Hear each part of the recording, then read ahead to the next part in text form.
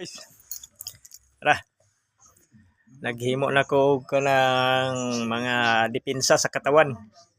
Protection ni siya, pangkalahatan talaga. Dako kay ni siya nga band paper. Napakanako. Ya, luyo-luyo sa na siya. Kana kay na siya. Kinahanglan nga sakto jud ka og protection sa imong katawan.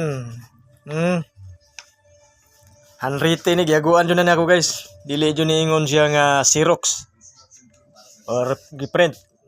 Handwritten din siya.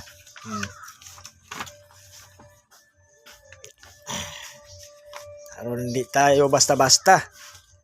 Magawa tayo ng protection. Hindi lang na memorize mo, kailangan din na kadikit sa imong katawan at kailangan dasalin araw-araw kahit lumagpas ng 49 days. Sino yung masipag, siya yung pinagpala. Basta wag lang gagawa ng labag sa Diyos.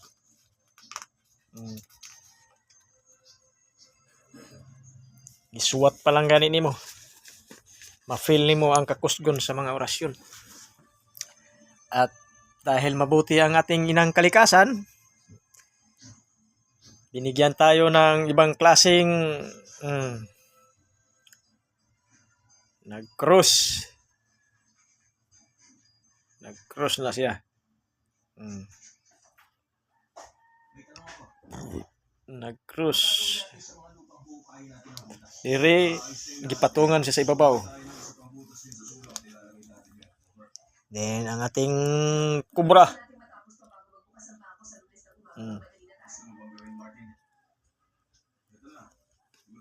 Ating kubra.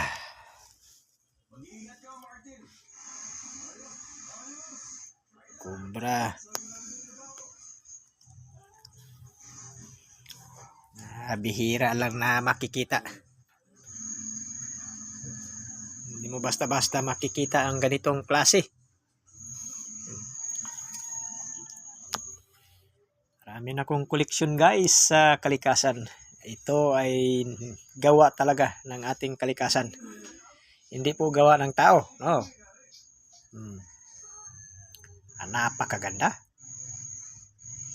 Ito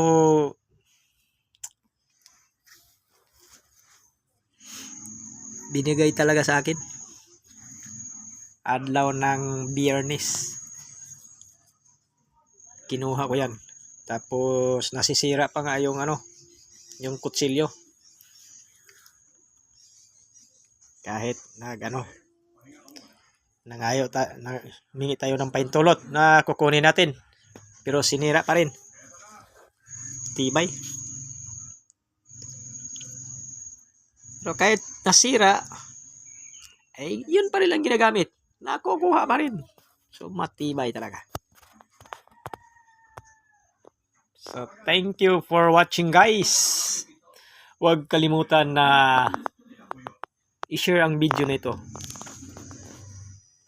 para palagi kayong updated sa aking mga video. Thank you so much guys.